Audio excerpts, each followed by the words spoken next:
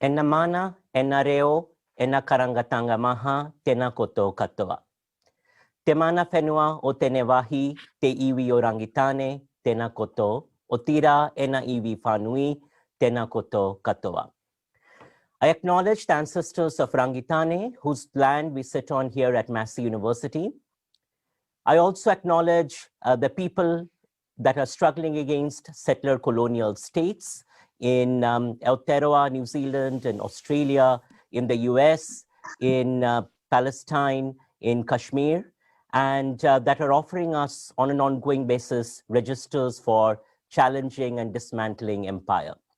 This is also a reminder that decolonization is the struggle for repatriation, the returning of indigenous land. Kia ora.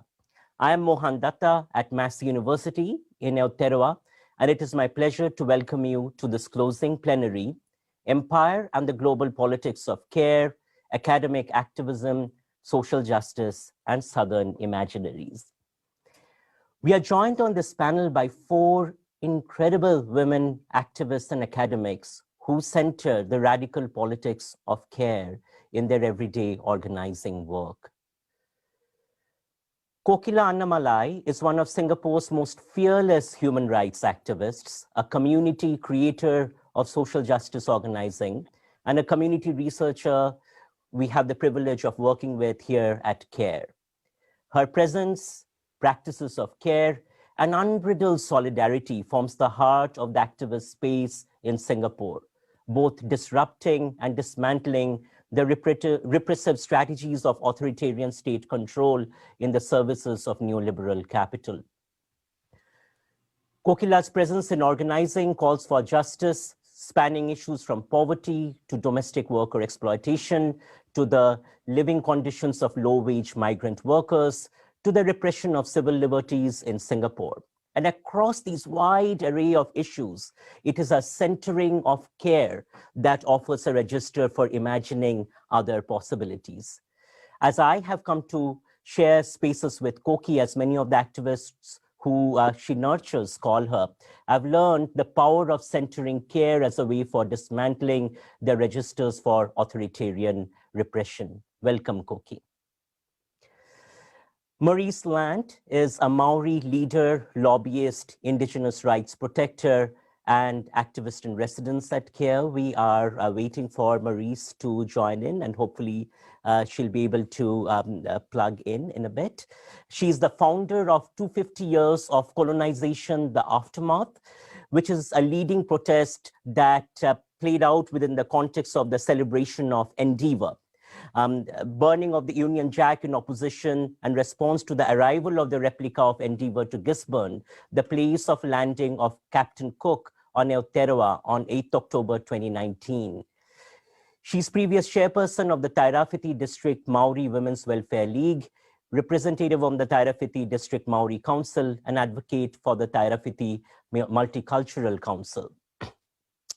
Marisa's activism calls out, as she says, 250 years of colonial bullshit, offering a powerful register for rendering legible the deeply racist policies and practices that form the colonial architecture of Aotearoa, New Zealand. In her community organizing role, Marise is a builder, someone who has laid the foundational basics for anti-racist organizing here in Aotearoa, connecting the struggles of indigenous peoples to the struggles of migrants and refugees against white supremacy. Welcome, Marise. Dr. Mahua Pal is an associate professor at the University of South Florida. Her scholarship centers social justice and organizing processes amidst globalization. She has examined organizing among underprivileged groups and their politics of resistance against institutional power, transnational labor issues such as discursive and material practices of outsourced third world employees, and communicative practices of resisting global capital. Now, one of the most powerful ways in which Mahua has intervened is through her work with land organizing, and in the ways in which she has struggled with and alongside communities who have been dispossessed. Her work amidst the industrialization project in West Bengal, looking at farmers' resistance, offers a powerful register for justice. As a long-time interlocutor, I have learned from Mahua the radical possibilities of care centered in academic activism. Welcome, Mahua. And we have Professor Karin Wilkins. She's the Dean of the School of Communication at the University of Miami. She has held the John T. Jones Jr. Centennial Professorship in Communication and the John P. McGovern Regents Professorship in Health and Medical Sciences Communication at the University of Texas at Austin. She was awarded the Cale McDowell Award for Innovation in Undergraduate Studies for creating a certificate in Global Studies, programs in Middle East Studies, and a degree in Communication and Leadership.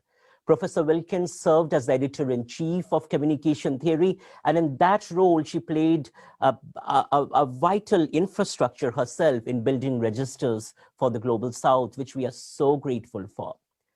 Some of our highly influential works include some major books, including New Dimensions in the Politics of National Image and Foreign Aid, Communication, Development and Diplomacy, Communicating Gender and Advocating Accountability in Global Development, Homeland Security, What We Learn About Arab Communities from Action-Adventure Films, and the foundational book that has inspired me and many other scholars in social change communication, titled Redeveloping Communication for Social Change.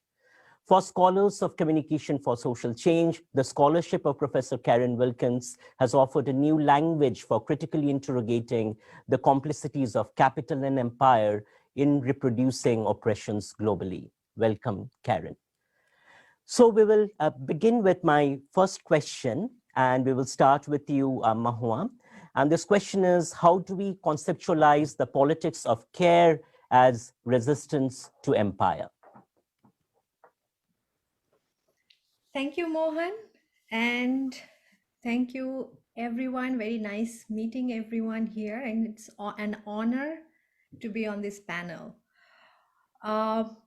So I would address the question mostly from my own research program, research experience, and I'll see how I can engage with the question. So politics of care as resistance, I argue, it demands we turn to struggles over land and resources across the world that have exploded in the neoliberal economy, a framework that sustains colonial modes of development in today's world. So politics of care as resistance demands we ask how universal neoliberal discourses write over local specificities, so the local culture, local economy. It asks of us to expose how colonial legacy is maintained through different extractive regimes to sustain the empire and challenge those practices. We could engage with a number of questions to enact this politics. So I was trying to think of a number of follow-up questions. So such as, how do schemes of representation and material conditions keep local communities on the peripheries of the nation? And how are those conditions challenged? What kinds of identities do communities involved in struggles claim and assert? What decolonizing actions and discourses do they undertake to demand inclusion? So politics of care, it involves understanding how communities fighting for their rights attempt to claim sovereignty over land, water, their epistemologies. And, I was also thinking that we haven't quite engaged with the theoretical idea of sovereignty maybe in our field. The conceptual idea of sovereignty. And as we know, sovereignty determines political authority of nation states and is understood as a fixed category in the sense that it is equally distributed among citizens. But the struggles around us, what I have seen, tell us, which has also been noted in a significant body of scholarship. Particularly, I would mention Tuck and Young's Decolonization is Not a Metaphor, which has almost become iconic now. that sovereignty is always partial and not unitary as presented in the dominant discourse. So the state operates by conferring unequal rights and differential status to its citizens. So politics of care as resistance draws our attention to understanding how sovereignty is granted unequally. It is equal only when citizens can be included into the modern framework, modern Eurocentric framework governed by capital, and which is distinct from the model of indigenous or local or other sovereignty constituting other identities, other cultural norms, other social norms. And I was thinking of, my own experience with the working with the farmers, where their orientation to land is a completely different in the sense different to our orientation to land. Their relationship to land defines their way of being. For the Standing Rock movement, during their protest against the Dakota Access Pipeline, they have repeatedly said, water is what unites humanity. Water is sacred. And same thing, the farmers I worked with, they said land is sacred. So in that narrative, for the Standing Rock, they not only expressed a deeply culturally rooted relationship with water, they also suggest a profound ontological meaning that gets lost in our modern structure. So I think that is how I look at this question, Mohan. So politics of care as resistance to empire. So yeah, that's what I have. Thank you so much, Mahua. There is so much to reflect on, particularly in terms of thinking about alternative registers and building these different anchors to meaning. Koki, shall we go to you? Sure. Thank you, Mohan, for having me. And it's really such an honor and a pleasure to share the space with you both, Karin and Aya. So in terms of the first question that you've posed with conceptualizing the politics of care as resistance to empire, I think that for me, one of the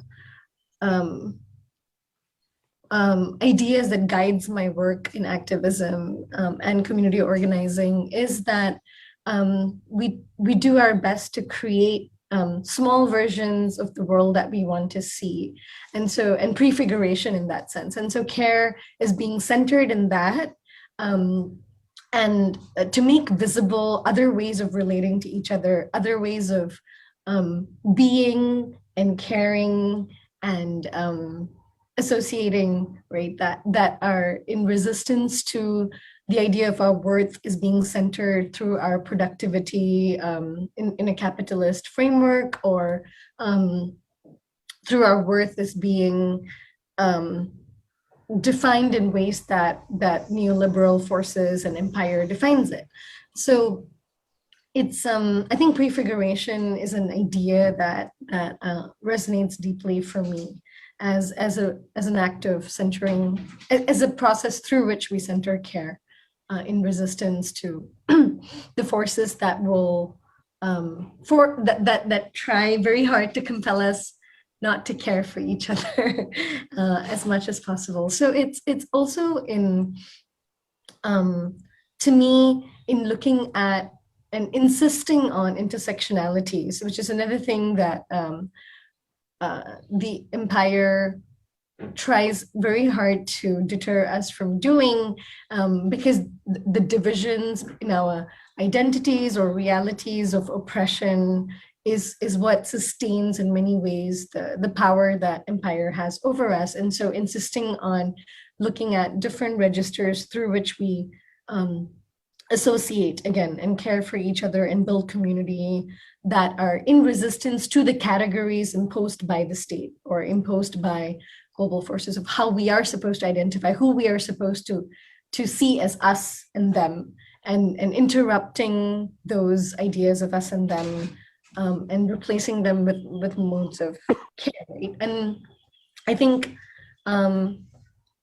that the third thing that comes up for me is in whose stories, whose narratives, whose meanings we center. And I think here, this thought for me has a lot of resonance with what Mahua was talking about, in that we also resist the narratives of the state and global capital in terms of centering things like who has solutions to the concerns or problems that we're struggling with in societies today. That it is not, we don't look for solutions from the state or from powerful corporations or from rich philanthropists. You know, we look for solutions from communities, and so those solutions are diverse, and we center the wisdom, the lived experience, and the everyday strategies of surviving and thriving and resisting that the margins employs. And so I think disrupting notions of what is center and what is margin, who gets to speak and who listens, who is handing out solutions and who is supposed to passively imbibe them. I think disrupting all of those narratives and recentering communities is, to me, one of the fundamental practices of care. So maybe I'll stop there for now. Kia ora. Thank you, Koki. Karin? Well, first of all, I want to thank Mohan for inviting me to be part of this conversation and for inspiring these important questions. Before I get to the question, I want to share the inspiration that I've just had from Koki and from Mahua. I like this idea that we're looking at the small configurations, so the everyday practices that allow us to think about the big picture of resistance in terms of our everyday praxis. And the idea that we have disrupting narratives, competing narratives, I think is very much part of this conceptualization. And when Mahua brought up the idea of sovereignty, I was thinking about agency and how there are structures and norms, and the norms are what allow us to sort out the power of narratives and hopefully the idea of competing with the narratives. So that the question, how do you conceptualize the politics of care as resistance to empire? I approached this question thinking through the panel for today in terms of That's the one. kind of a typical. Right? Hi, Peter. In terms of very classic academic piece by piece. So resistance, I think of as an active engagement and a responsibility against inequity and justice, and the resistance to empire as this overarching global structure of imposition that affects governance and that is supported through the mediated norms that help to justify the ruling elite. And then before we get to, politics of care, I want to just say something about care and the ethics of care, and that it's a process as well as a goal. And I think it's important that we take on ethics of care in a collective way and not think about it as just something that women do, but more of a feminist critical notion that it's something that we all engage because it's better. And some pieces here that I think are important for us to think through as a field, and that's how do we structure in empathy and compassion. We've started talking about this in the field of communication, but I think this is really important in terms of thinking not only the macro levels, but also the everyday configurations that you were talking about, Koki. So when we get to the politics of care, this is tricky. We have to recognize the structures that enable and inhibit care. We need to think about the way we create spaces for critique and compassion. And we have to think about the processes of investigation and adjudication. When I'm thinking then to kind of bring this all together, how do we conceptualize this? I think we need to understand that what we're doing in a moment, in time, and in a particular local place. Mahua talked earlier about, land and water. We need to think about that moment in a long-term view, not to be frustrated by the small setbacks, but think over the long term and think broadly. What are the structures of empire that are very difficult to work against, and what helps? Critical views, and that's the nature of the questions that are asked, and dialogic advocacy. And I think that we're going to talk a little bit more about some of those issues later on. But thank you for the question, Mohan. Thank you so much, Karin, for that. I also want to take this moment to welcome Marise formally into the space. Kia ora, Marise, so lovely to have you. We are going around with the first question, which is how do you conceptualize the politics of care as resistance to empire? Would love to hear your thoughts. Kia ora tātou ngā mihi atu kia koutou. Kei te mihi te manuhiri, mō tēnei hui. Thank you, Mohan. Aroha mai. Sorry, I'm late. It was probably one of those time lags. Just in regards to the kaupapa, I'm fairly new to it, but in terms of the panel. So we've been dealing with a lot of areas in Aotearoa of recent that actually encapsulate a lot of the discussions that are about to come up through this kaupapa. So at this point, what I'm about to do is I want to hear some feedback from other whānau or other people around the world or around the globe as to how their thoughts are before I give some feedback, if that's all right, Mohan. Kia ora. That is just fine. So we will move on to the second prompt then, Marise, and then give you enough space to sort of get a sense of this before you join into the conversation. So this second prompt is, how do Southern imaginaries of care shape your organizing for social justice? Perhaps we can begin with you, Koki, and then go to you, Karin, and then Mahua, and then Marise. Yeah, so I was thinking about this question from the lens of, how I think my family and the community and cultures that I've grown up in inform so much of how I imagine community. And to me, care is situated within relationships, right? As I think by definition, it is relational, it is between people. And so it's between people in community with one another, and however one might define that. And I think that in Singapore, the state celebrates, it's a neo-colonial state that celebrates, very highly individualized cultures. And so I think the organizing and community capacities and possibilities that we can offer to each other are in disrupting that with ways of gathering, ways of sharing food, ways of looking after each other in this very deeply embedded everyday way. There was this meme going around the other day about the errand friend.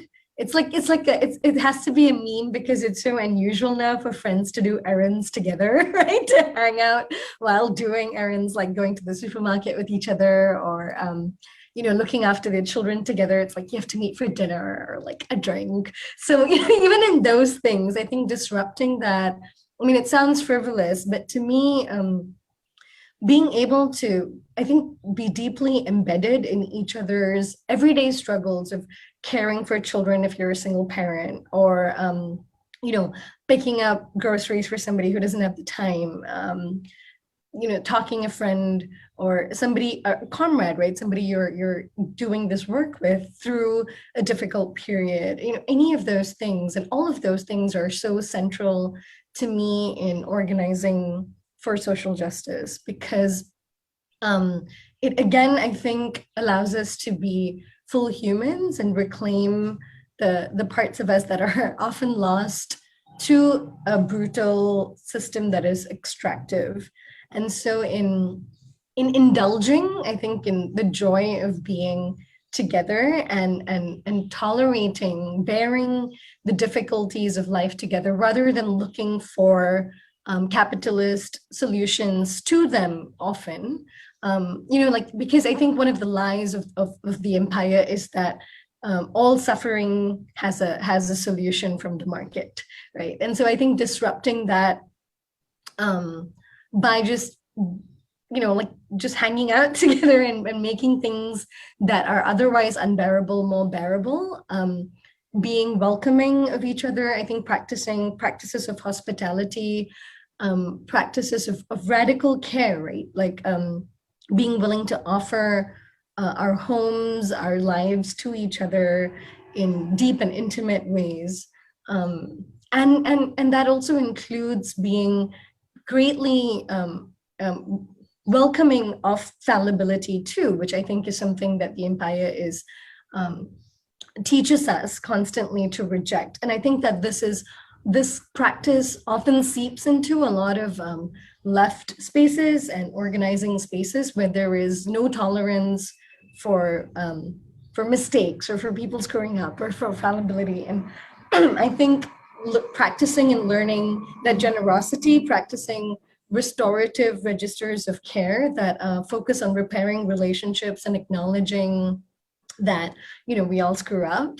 I think those things that might seem very ordinary are really, to me, quite radical and central in this work. And for me, those things are drawn very much from the very imperfect and complicated ways in which I was raised in my home, but which taught me so many things about how we forgive, how we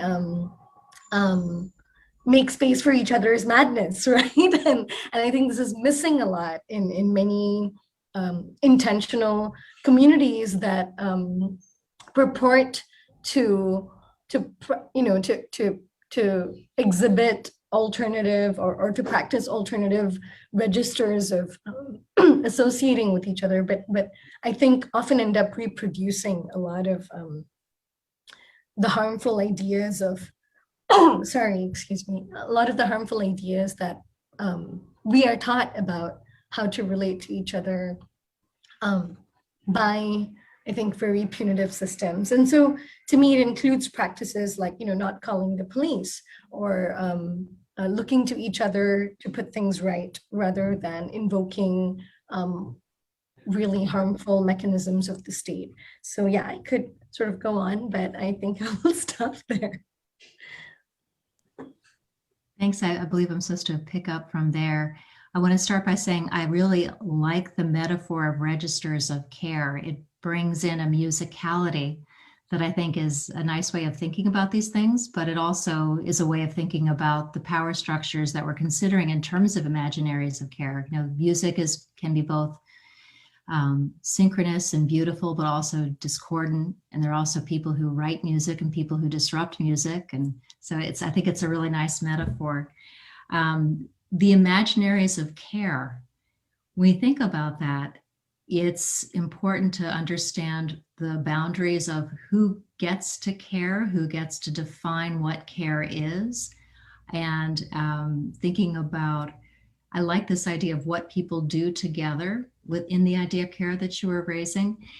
And just I want to problematize that a bit, because the imaginaries of care are important in terms of thinking about the vision and the hope, but there's also the weight of the structure that comes in. And that's why I believe the imaginaries of care are best served when we really go out of our way to find global perspectives, diverse perspectives. And I want to just say that in our field, we have a lot of attention and very great research on voice, and we're beginning to do more with listening. We've had more in our theories and concepts about dialogue, but I think that's what we need to bring back in, that it's not just access to voice, but the listening and the dialogue that happens in that space. And to me, what's important is to think about not the individual empowerment, but the collective opportunities. So from an academic point of view, we need to think about, in thinking about the imaginaries of care, think about the policies that we have an ability to try to set or change. Things just as basic as, what are our policies about student media?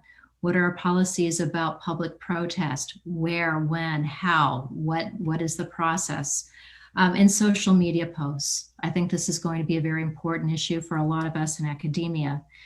So when we get to the question of how we shape, how our organizing is shaped for social justice, I think whenever we have a privilege or resources, we take that opportunity to open up access. And so that's why I'm very, very happy with communication theory. Mohan and Mahua did an excellent special edition on theories from the Global South. And before that, we had a special edition on theories in Latin America.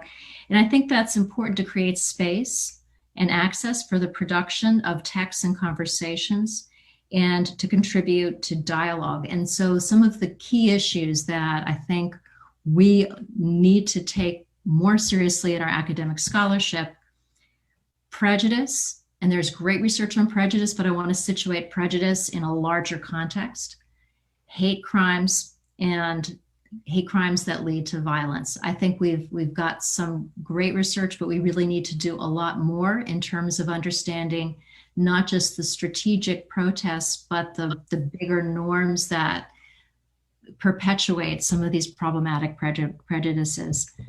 So I will stop there. Thank you. Okay, I think it's my turn. I'll go. First, thanks, Karin. You brought up the communication theory special issue. Thank you for your support, and that actually ties in with the theme of care. You know, how we need like people in the solidarity network to create these infrastructures, without which I think these spaces can't be built. So thank you for that. And, you know, as I was thinking of this question, Southern imaginaries of care, how does it shape our organizing for social justice? First, what came to my mind is, how do we even learn Southern imaginaries of care? The challenges involved in that and for us academics, and, you know, for us academics trained as social scientists in the Western Academy, and when we go into the spaces in the Global South, how to even retrieve those meaning systems. So the steps, so the first step involves trying to imagine and engage in a politics that lets the local communities emerge into hegemony. And this is a term by Spivak. The theoretical and methodological idea of solidarity that is central to learning from the underprivileged communities, which suggests that acknowledging our complicities and unlearning our privileges are central to speaking with the cultural members. So how not to impose our thinking, laying the groundwork for non-exploitative learning. So the principle of placing the community as the center of knowledge and decision making, where the community members take ownership of organizing with a deep interest in sustaining it. And this requires us to connect and understand to different cultural traditions and meanings altogether, or epistemologies and ontologies. Sorry, that was my dog. So having said that, I believe we must learn from Southern imaginaries, because communities in the South, Global South, and of course, Global South is that ideological construct, that relational, historical, geopolitical construct. And so the communities in the South, dispossessed and displaced, fighting for their sovereignty and fundamental rights, live in their flesh the effects of neoliberal politics. So for instance, for my research, the farmers asked the question, how can we lose our land in a democracy? So, and this is the rural India, and democracy in Bengali, my native language, is Ganatantro, and capitalism is Pujibadi. So in their language, they asked, and we share a common language. So Pujibadi, Ganatantro, একসাথে চলতে পারে না. So democracy and capitalism, they're incompatible. We can't have them at the same time. So this is actually a knowledge that emerged from the field, and which I have later read in many other philosophical texts. But farmers, they shared this knowledge with me, which they learned with their own experience. So I would argue that critique of democracy becomes an entry point for organizing for social justice. So from my research side, some other lessons learned are principles of decentralized decision-making, non-violence, non-hierarchy, participatory forms of organizing, and the organizing centers around targeting neoliberal principles that privilege corporate power over human conditions. So the basis of organizing for social justice is counter-hegemonic in nature, one that questions the state, the civil society, and I would argue it builds up the social foundation of a new state. If we can really engage and listen to the different wisdom and the knowledge from the field or from the ground. Similarly, we can, think of the peaceful resistance of the Standing Rock movement, juxtaposed against the militarized police on their side who attacked the members of the tribe viciously a number of times. So, but again, not all uprisings are non-violent. Each movement is unique and offers unique imaginaries. But it is not perhaps wrong to say that Southern imaginaries of care, and especially even though there is heterogeneity within the global South, definitely, but I think there is that enduring pattern of extraction that characterizes the global South. So in that sense, I think it's not wrong to say that Southern imaginaries of care suggest a political economy committed to a collective well-being that ruptures the corporatized, exclusionary, and extractive nature of the empire. So that is what I have. Thank you.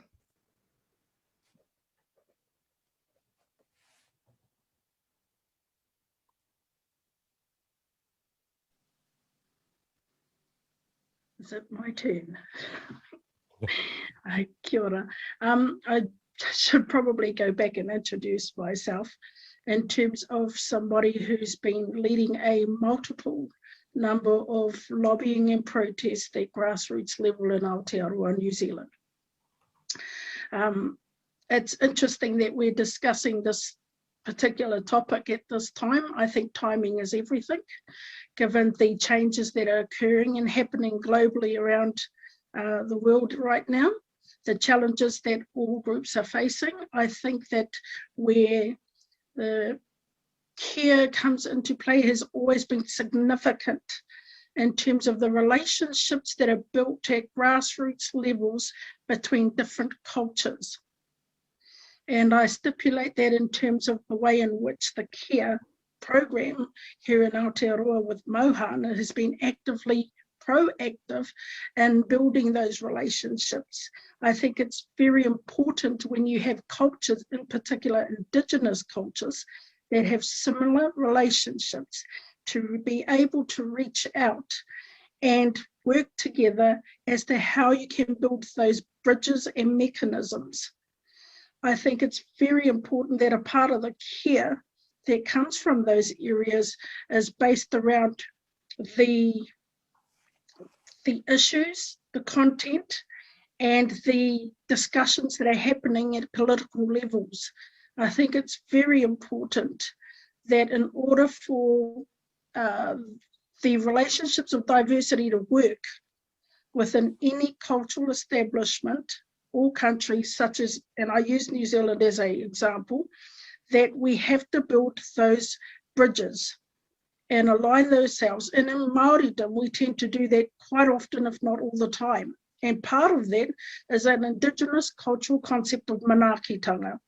And manaakitanga is the way in which we actually care for one another, the way we open our doors, and we help different groups with different cultures and a unique culture. I think that it is a platform for where we can grow these areas globally through food, songs, language, stories, actions. We're able to think about how we can deconstruct or decolonize a lot of our thinking because it becomes overcomplicated. And in some areas it can be overthought. And where you are trying to send a message to the people at grassroots level, the less complicated, the easier it becomes. And I say that because in many ways, we are always struggling to highlight a lot of the issues pertaining to specific regions and countries and groupings. We've had a lot of areas right now that we've been dealing with in Māoridom.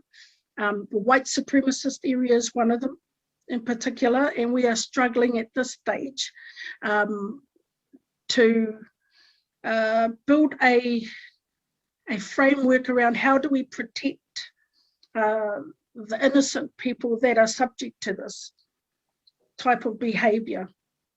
Policies are good if they are going to be available for specific leaders to follow in terms of direction, but at many times a lot of the whānau or a lot of the families are left open.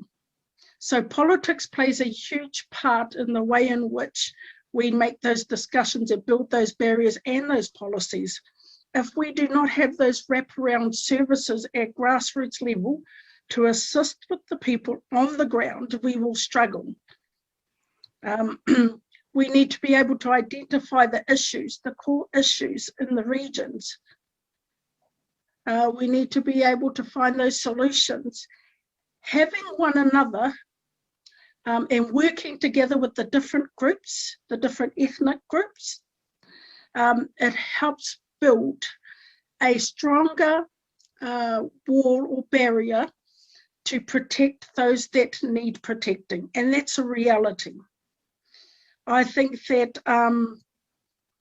where Māoridom is concerned, being the tangata whenua in our country, it's been a part of our culture, always has been, as it would be with many other Indigenous groups, to be able to welcome the people that are coming in, our visitors, our manuhiri forward. How do we do that? I believe that the way forward in doing that is reaching out through our languages, through our cultures, through our songs, and being able to share that information together. We have more in common than we actually think we do.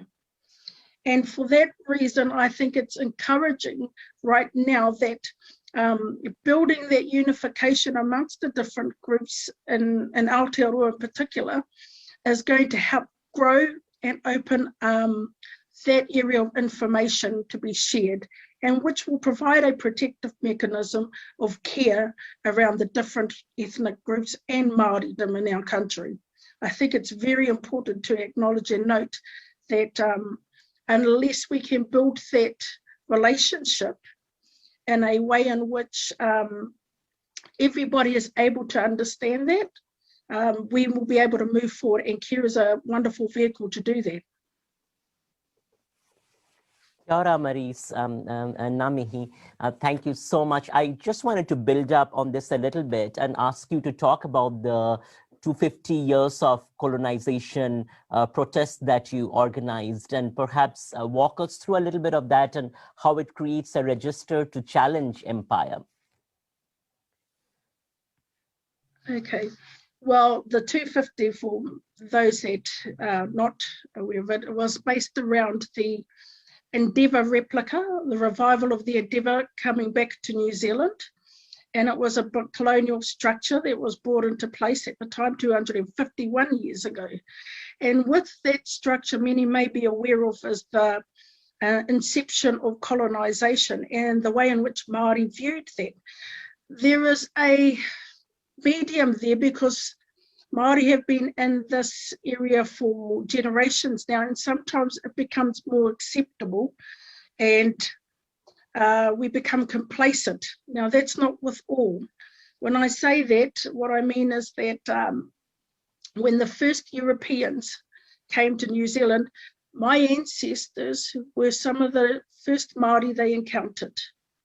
And when they encountered them, my ancestors came out, as they would have, and welcomed the first sightings of European to Aotearoa shores. In doing so, they were killed in that first engagement.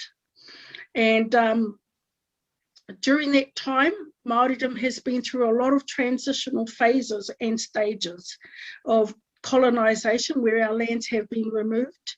We're going through a number of different stages of confiscation. We've also had higher stats numbers of state abuse care, children uplifted. So from the first inception of the introduction of white man to Aotearoa through the colonisation process of 250 and Captain Cook, our culture has been diminished and dismantled over time. Not completely, but it has been diminished and dismantled. We have been facing a number of different stages of colonisation and the way in which it's impacted on us from the start to date. And I give an example is that our people, we were very well established. We had our own area of hierarchy and status, our own living structures in place. Our environment was secure. The way in which we cared for our people didn't require the reliance of another system. We were self-sustaining. And at the time when we had the introduction of white man to Aotearoa, that has diminished the cultural inceptions from Māoridom from the beginning until now. We are now facing currently a huge wave of pandemics, health disorders, poverty. We have the negative stats, highest negative stats on most stats across our economic structures. And a lot of that has come through the assimilation of the culture into the colonised system. Our people will struggle and do continue to struggle if it is not clear for them the pathway of which they came, but also the pathway of which they need to go. In doing so, we held protests, and in those protests, for us, it was a reminder of the changes that had occurred when Captain Cook arrived.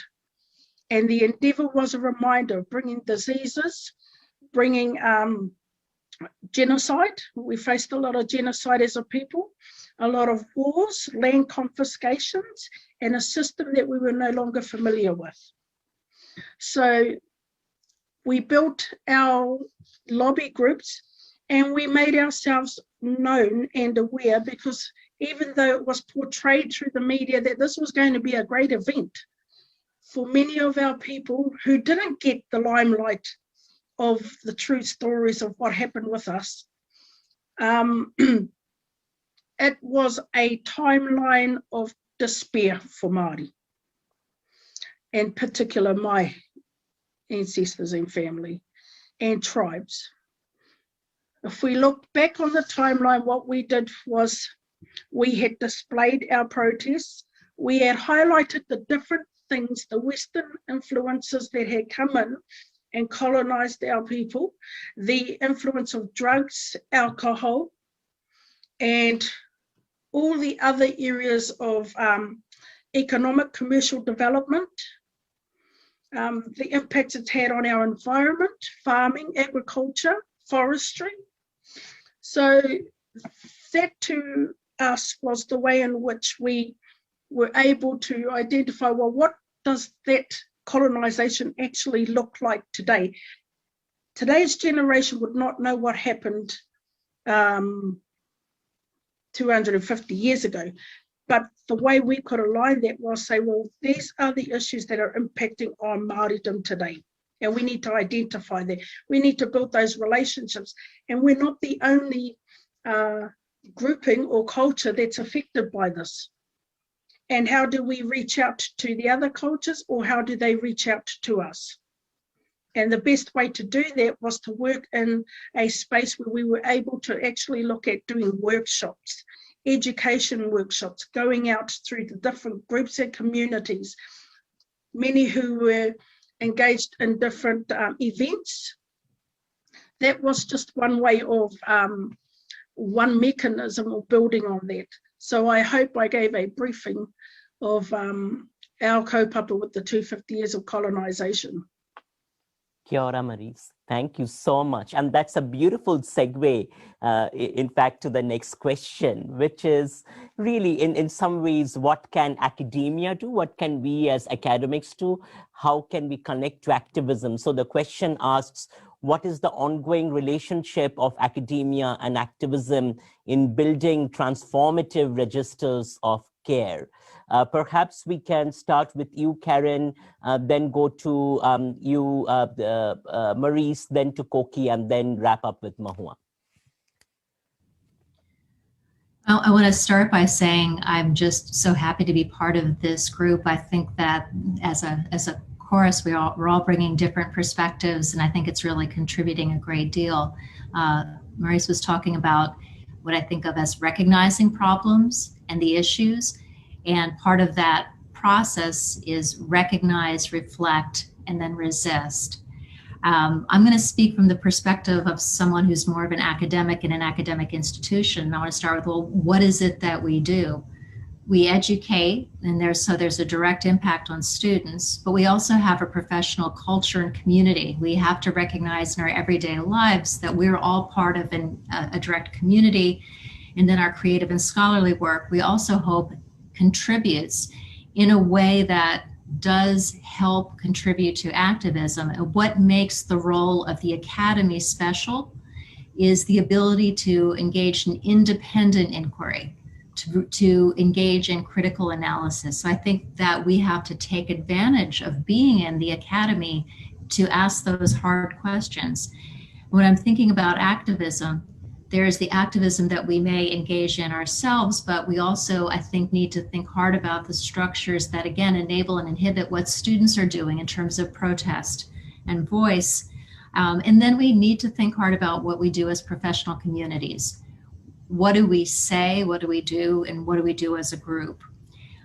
So the things that we can do as academics, we can help students learn how to have that collective voice and what happens when there is conflict, because there will be.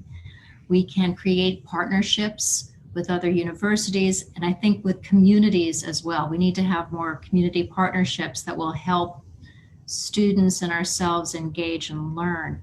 So when we're contributing to a socially constructive impact, again, it's the critical nature of what we do, but there's also a connection that matters a great deal.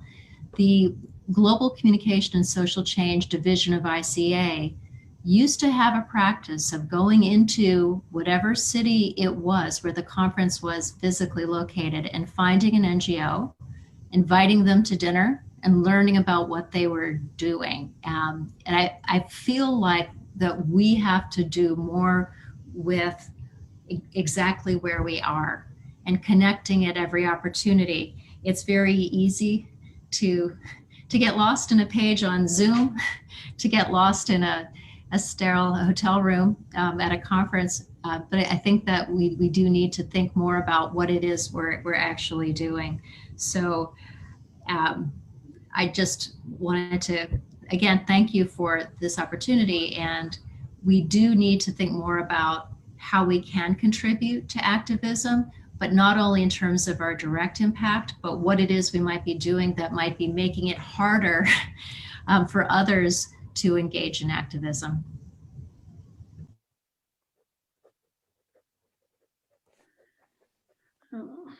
Okay, kia ora again. I think it's important to note that the way forward that academics can assist with activism is writing strong, robust policies that reflect the true intent of grassroots people and address the issues that are current of the day.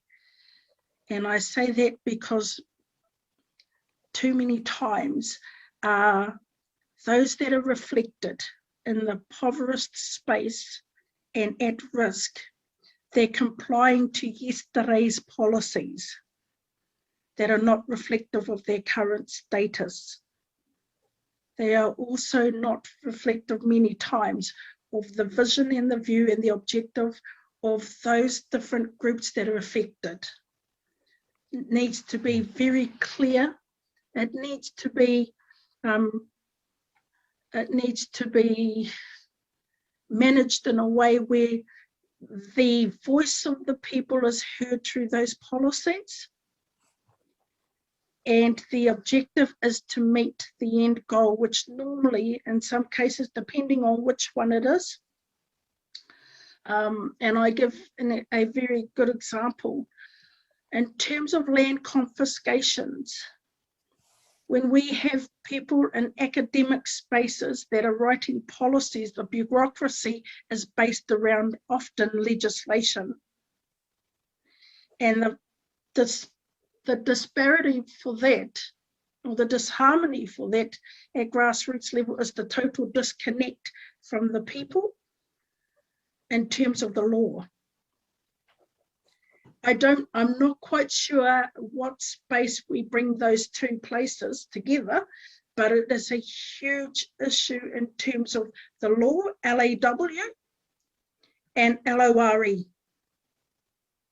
If we're talking about sovereignty, where does that position those that seek sovereign independence from a structure that has never provided them any sovereign independence that was implemented? We will often find that it is academics that provide that that provide that perspective.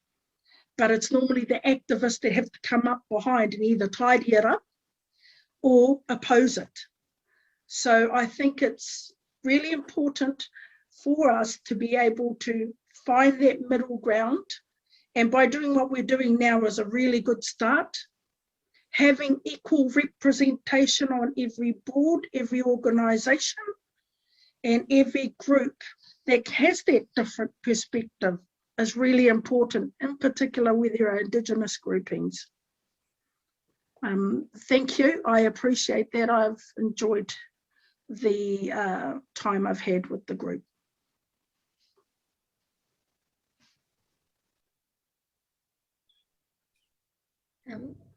Thank you. It was really very enlightening to hear from Marise and Karin on your thoughts about these topics. So just to add on, I guess some of the thoughts that come up for me in relation to how academia and activism, what is the relationship in building transformative registers of care, is in, I think, centering community voices in decision-making about the projects that we're collaborating on, and taking an asset-based approach to communities and the wisdom that they have and the intellectual labor that they perform for the work that academics ultimately profit from, is something that I think needs a lot more deep centering and acknowledgement in terms of, you know, who are your co-authors in a paper, who is centered in because I find that academics can often be quite extractive in their relationships with community too, right? And while they might romanticize community, which I think can also be harmful, and perform a certain relationship, I don't often see many examples in my context of academics in material ways centering the intellectual labor that communities do for them and that benefits their careers, right? Whether that's communities on the margins or Mohan, I hear you grinning. Communities and activists and you know, all the people that they who are setting up the focus groups for them is usually like, you know, the volunteers at an NGO, the people who are setting up their interviews, who are catering the food for their focus groups. And this is all often unpaid labor. So I think also that academics need to question their institutions in terms of how resources are shared. Why can't a research grant that can be used to hire a research assistant, for example, why can it not be used to compensate the NGO that is doing all this unpaid labor for you, or directly the community members who are participating, right? And so I think that often academics don't go far enough in resisting and disrupting those how resources are shared from their institutions. And it can be very infuriating, and I speak as a former NGO worker, when there's hundreds and thousands of dollars worth of grant money, and our communities get nothing, and our volunteers and staff get none of it. When we do, I would say, a good 75% of the work involved in producing the ultimate research project, right? So that's like on a very micro level, I suppose. But I think another thing that's important to me is that relationships of mutuality are built, not just between academics and activists, but between people who are hoping to work together in solidarity, but occupy different positions of privilege, whatever that might be, even between activists and community, organizers in community, academics in community, whatever that might be.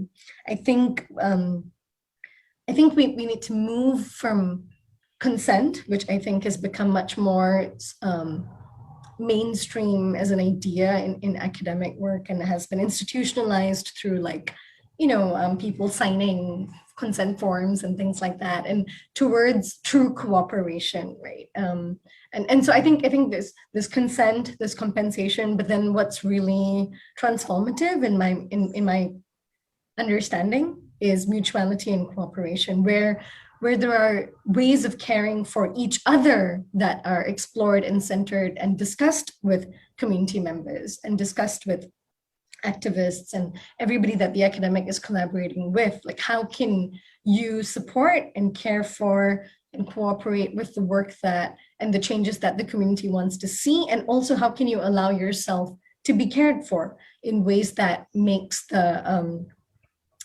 community, that lends dignity and centers what the community can offer as well, right? Because it is repeated relationships of passivity, of always being framed as receivers of help, as receivers of resources, receivers of support, that also strips power from communities.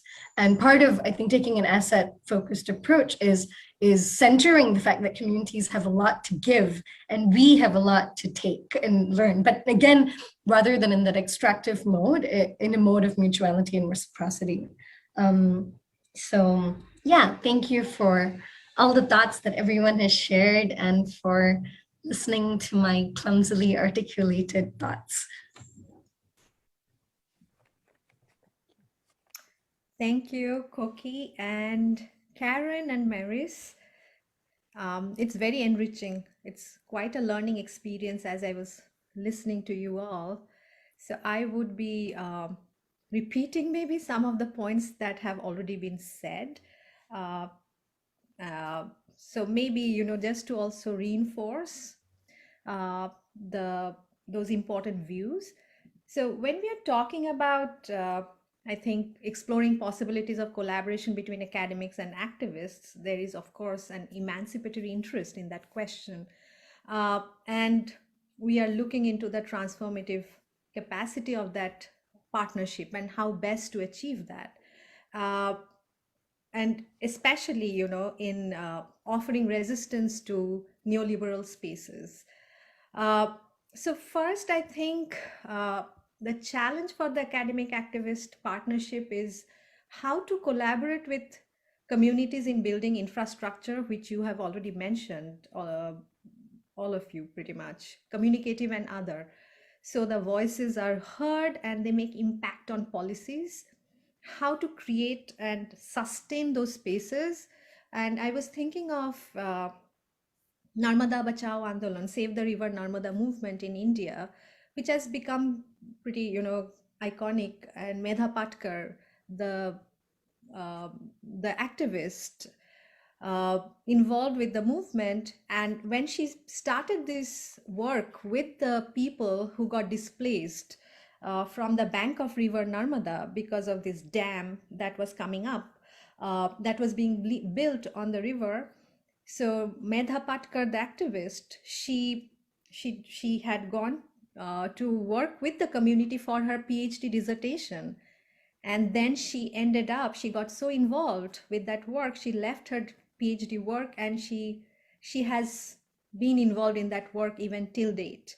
So that is, I think, one exemplar relationship, academic activist relationship. Then we have seen Bhopal, the gas leak, and Mohan and I, we had studied the activist work, how they have created, built their website to demonstrate the struggle on the ground, on the online space, and the activists, how they have offered legal support to the people who suffered from the gas leak from Bhopal, from the Union Carbide plants.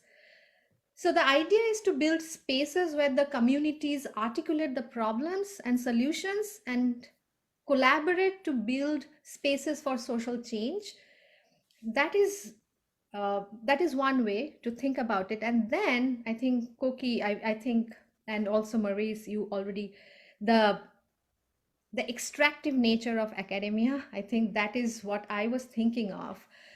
If we single out academics here in the network, then some very pertinent questions, and I was thinking about, are we academics using the time, resources, and knowledge of local communities and activists to our benefit? And to what extent? Are we building the relationship on mutual respect?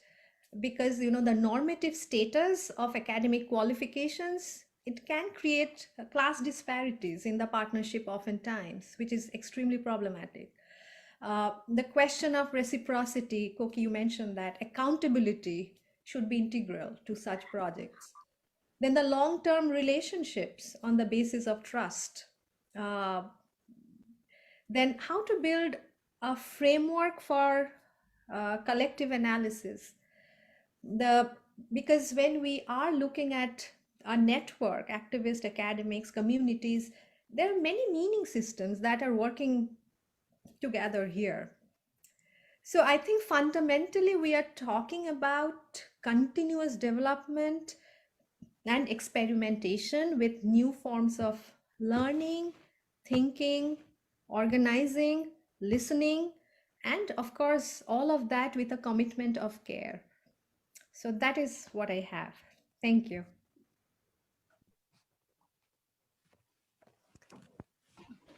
Kia ora. Thank you so much for that powerful share, Mahua. Karin, did you want to go? I had my opportunity and enjoyed it. Thank you.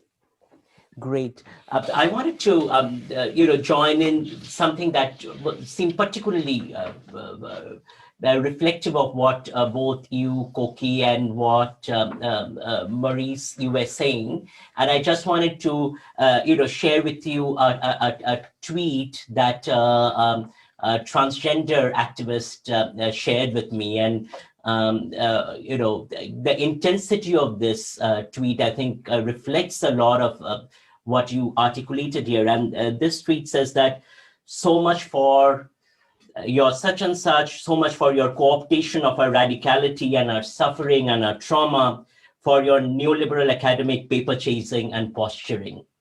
And I think this sentiment often, at least in many conversations with activists, becomes a powerful register for how academia emerges in those conversations. So I think that really builds powerful registers for thinking through the kinds of opportunism and posturing that is built into academic habits. So one question I want to ask you all is that how do we decenter these kinds of extractive posturing habits and really center a commitment to care? What kind of reorganizing is necessary to do that, and how can that happen?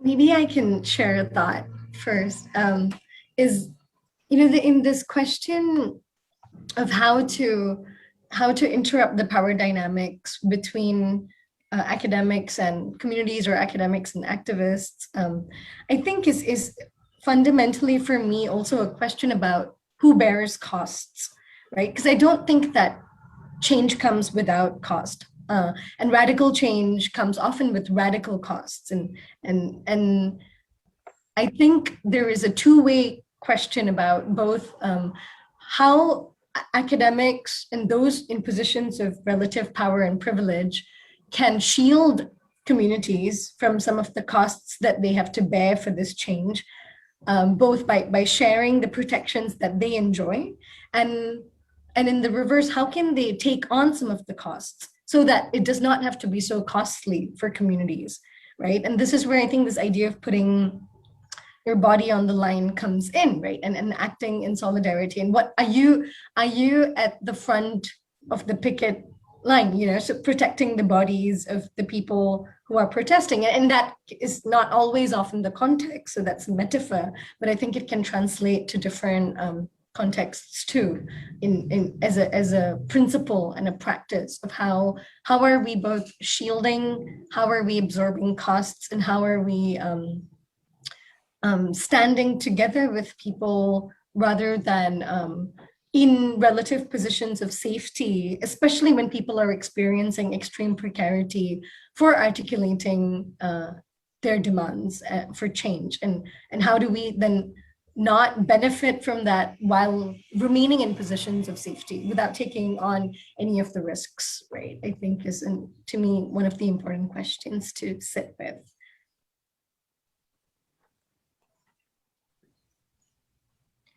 I appreciate what Mahua was saying earlier about accountability, and people are talking about trust as well. I think that when we're considering who has what risks and who bears what costs, those are very important questions. And I want to bring accountability back in, because I think it's a way of thinking about who are we responsible with. And so trying to understand that sense of responsibility and to think through who's bearing what risks. But we don't always know. Sometimes we have to really reflect and think in the moment what's happening, and then try to make things better for the future.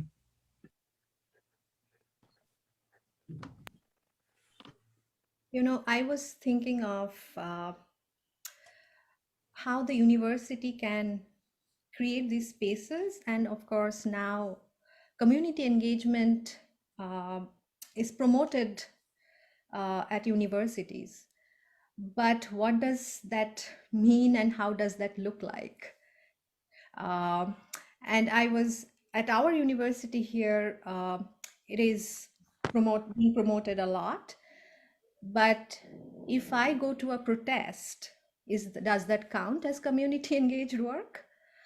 If I, and what issues are going to be tolerated at an institutional level when it comes to community engagement? What about community engagement as research? Does it have to translate into publication for that to count as productivity? So if I am an untenured academic, then to what extent will I be, you know, able to participate in community engaged work? So I think these are some, there are many other points to think through for the institutions to create these spaces, because community engagement then again becomes lip service, and it doesn't really, probably doesn't touch lives, and it actually prevents that partnership which can be built. So I think there is something, and Karin, you are the dean, especially, I don't want to single you out, but I'm saying the deans of institutions who are who engage with these issues, I think if they can create an example by creating this kind of policies, that can set a precedent.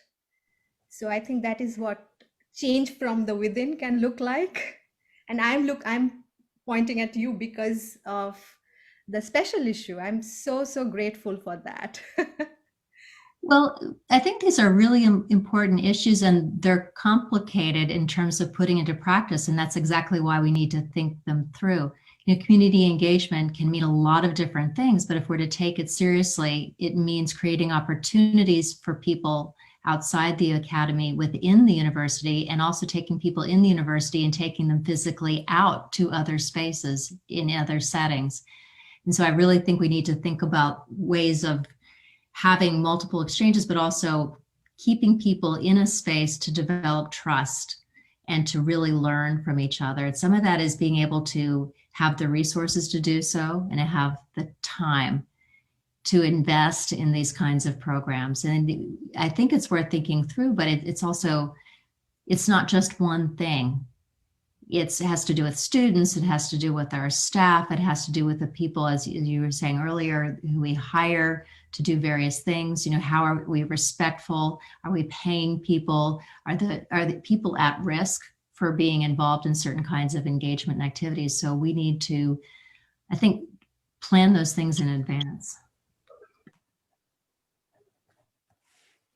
Thank you.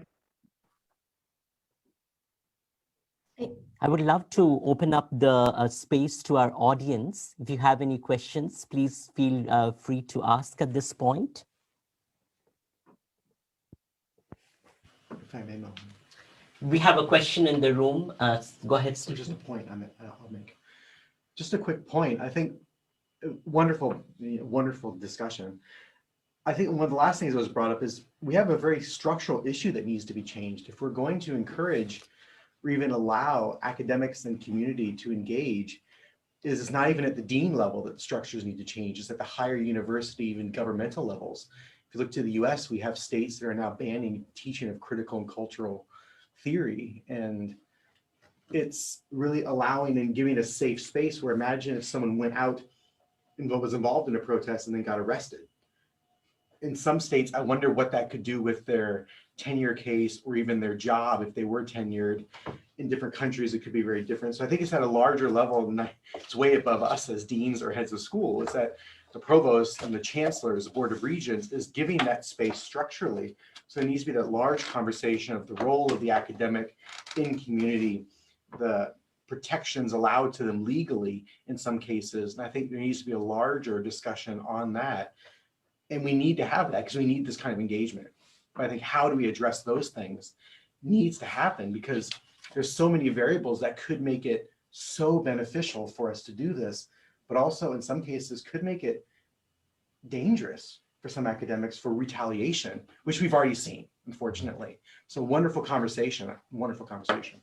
Yeah, I just want to add to that, because I think that you're raising really important points.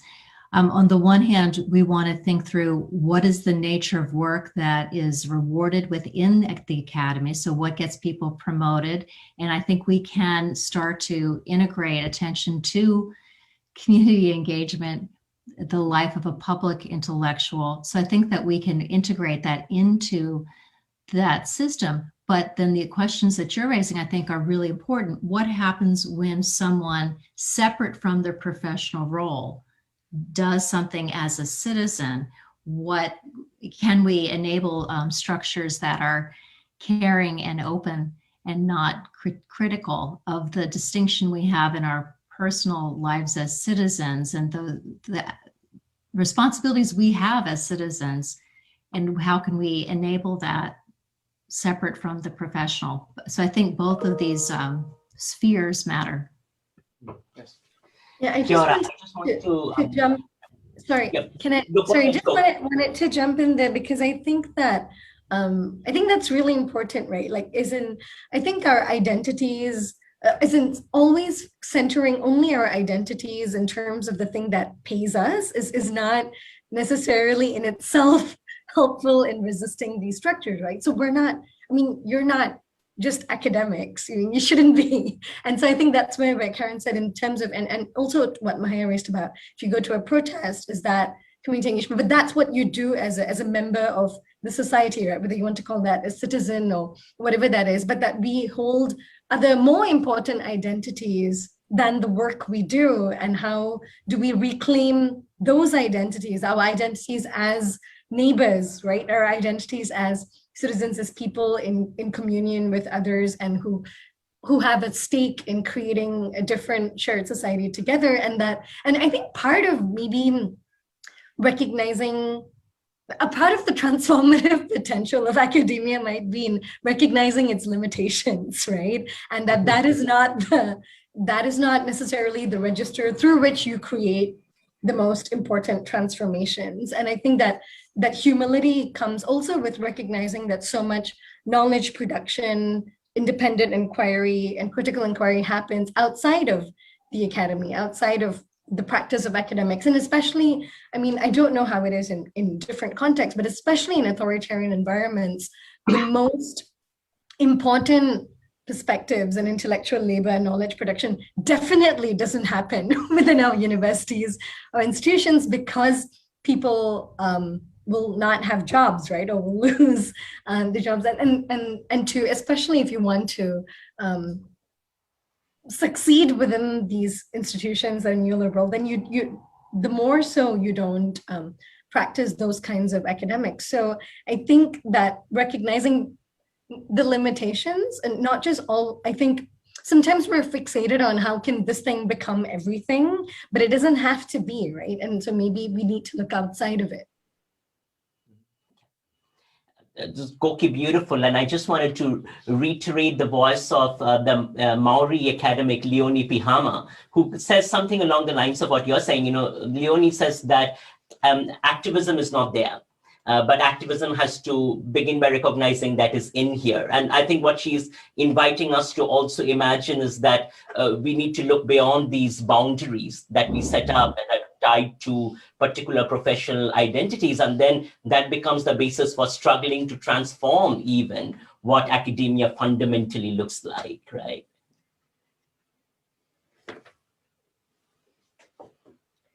Any other questions? Just reiterating back on what Kokila said, thank you. You wrapped it up really nicely, actually. And there was a lot of great discussion points raised there. It's really important for those that are in these spaces to be able to identify what the risks are. What do they look like in terms of protests and the way in which they're approached either inside or outside any academic spaces. And it doesn't just reflect just around the universities, it reflects in any context of public service.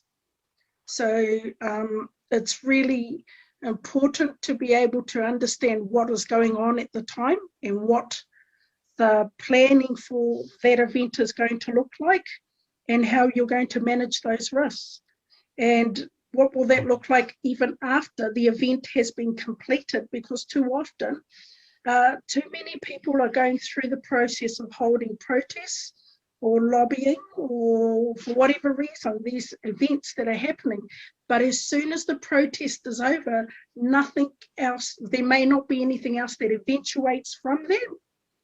And that has been, that shows quite often in many cases, especially in the smaller regions or smaller communities where they feel that they've been disenfranchised, where they just want their voices to be heard, but they may not be able to go further than that for whatever reason. Resourcing, lack of support mechanisms, wraparound services, and funding has always been an instigator of preventing the accomplishment of the objectives. So I just wanted to add that in there. So thank you, Kokila, and to everybody else for your kōrero. Kia ora. We have 4 more minutes. Any of our online audience, please feel free to raise your hand and ask a question if you would want to.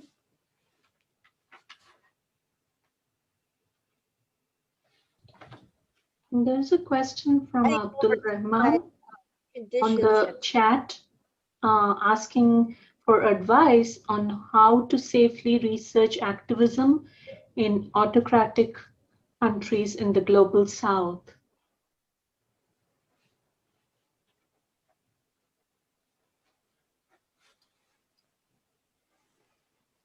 Did everyone get that question? How to safely research activism in autocratic countries in the global south? Maybe Koki, I'm going to ask you that question and then others can join in.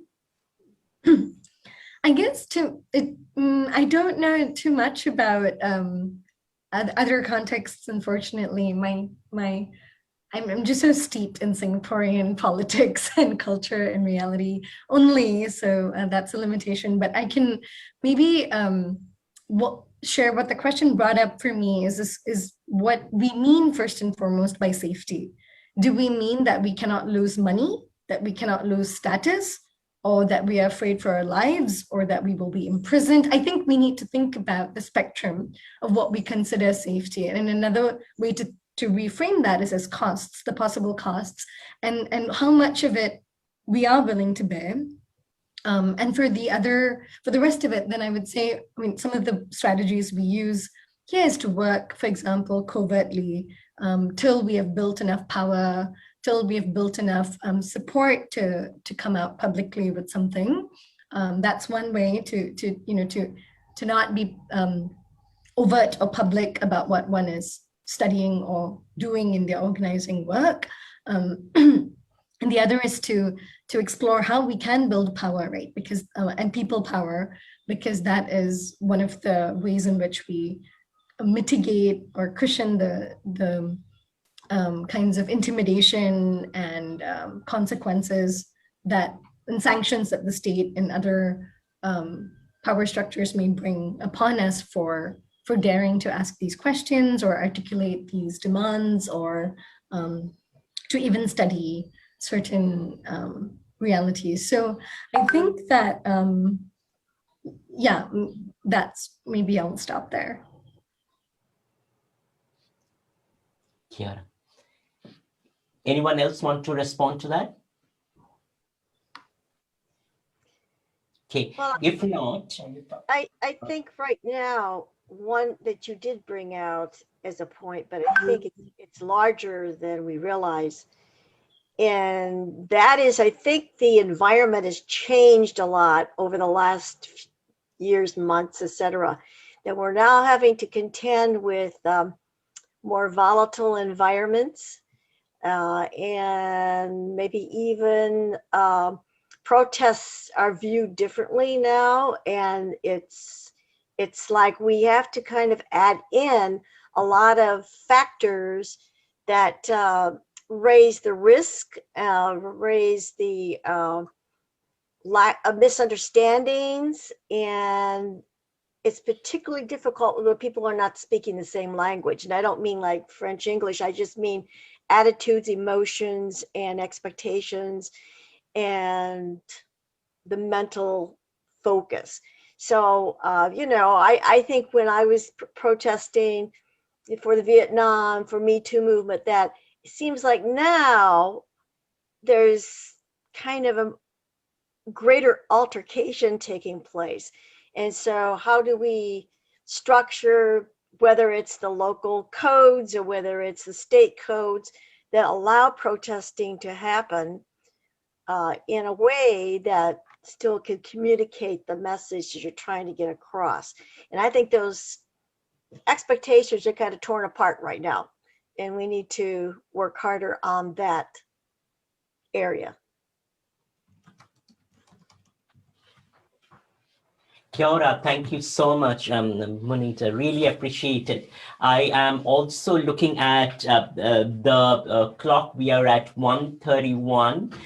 So I want to thank all of you and really give a space to each one of you, Marise, Karin, Kokila, and Mahua, to maybe just say one wraparound sentence as we wrap up this session.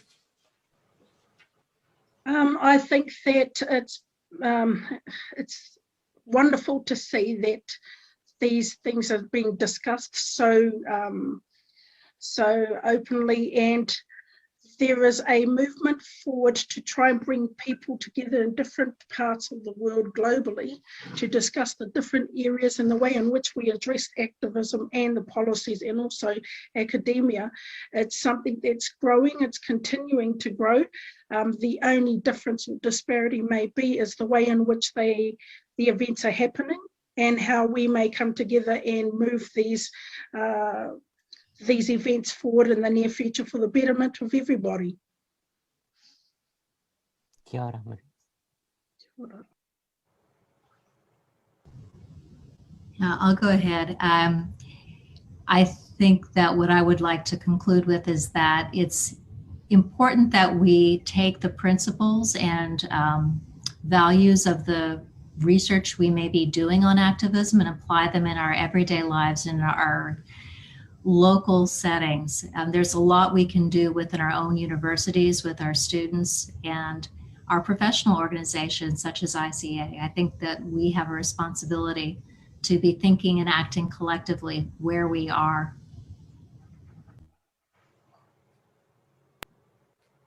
I can go now. Next. Just want to say that it has been an honor being on the panel and listening to everyone. It has been a great learning experience. And I would just reiterate what many of you have mentioned on the chat, that we have a long way to go, but it's good to see, a solidarity network. So thank you. Kia ora.